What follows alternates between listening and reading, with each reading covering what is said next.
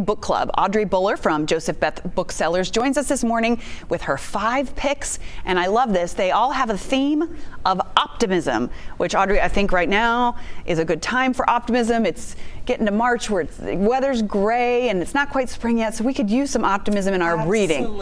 Absolutely. We're adding daylight every day. That's and right. We have to keep trusting in that. Yeah. So I did look for some titles that would bring us out of the wintertime and on into the spring. Well, let's start with our first pick, The Authenticity Project. I love this book. The setup for this, it begins with an older, eccentric gentleman. He's been a painter. His wife has recently died, and he's desperately lonely. And he's in his favorite cafe one day with a blank notebook, and he absolutely just confesses anonymously in the pages of this notebook how unhappy and how lonely he is and how much it's changed his life. And then he leaves the notebook there, and the next person to find it reads this page, and then they confess their truth as well. And so the book keeps getting left in different places. Oh, how interesting. And people add to it about things that, you know, they don't talk to other people about, or it's just so heartfelt and very touching, the way I think the release that these characters feel. Yeah, okay, and I saw some people saying that it was clever and uplifting. So it is indeed. Very good. Let's move on to The Hope of Glory. Oh yeah, now this is great for Lenten reading. John Meacham, who is best known as an historian, brings the last words of Jesus on the cross, but he brings sort of a historical point of view to it, as well as being a man of faith. So it's a wonderful little book. It would be great for gift giving or just a gift for yourself for Lenten reading. Yeah, like you said, going into the Easter season, a good read there. Another one, The Women in Black, not The Woman in Black. I looked that up, and that's like a horror story. Exactly. This is different, The Women in Black. This is without a doubt my favorite book so far this year. It was originally published in England in 1993. And just published in the United States in a direct paperback.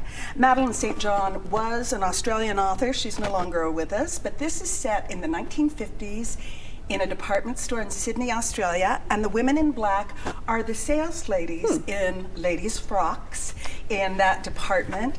And it's like a visit to another time and place. You know, the sales ladies all wore black in those days. And you have these marvelous characters, the young girl who doesn't know how ravishing she's going to be in 6 months' time, and the lady who's been selling clothes there for a while, who's desperate to be married, but she's unlucky in love. And it's so much fun. I really wish my mother were around to read this book, because it would have been an all-time favorite for her. It sounds great. And we have 2 more. I want to make sure we get to them. Yes. Citizen Reporter sounds fascinating. It is. The name McClure's is not well known now, but during the Gilded Age, it was a foremost magazine. Ida Tarbell, whose name is well known, was a muckraking journalist. She was instrumental in the takedown of Standard Oil, and all of those articles were published in the pages of McClure's. And he was a larger-than-life character himself. So absolutely peppy and great history. Yeah, very timely as well. Okay, and then we got to get to this last one, White Feathers. It looks just beautiful. It is a beautiful book, and I have to have my birds. I have to have my trip to nature with every segment. Bernd Heinrich, who wrote this, is one of our wonderful nature writers, and he includes wonderful little pencil drawings throughout as well. He's observing these tree swallows making their nest near where he lives one year, and is intrigued by the idea that they're only using white feathers to build the nest, which are neither plentiful nor easy to find. And so he goes on a journey to find out why they line their nest with white feathers. Wonderful. It's beautiful. Yeah, that's a good one to get us into the spring season when we'll be seeing those birds out there doing that. So thank you so much, Audrey, from Joseph-Beth. All these books available at the store? They are indeed. Okay, well, thank you very much, Tara. Thanks for having me. Yeah.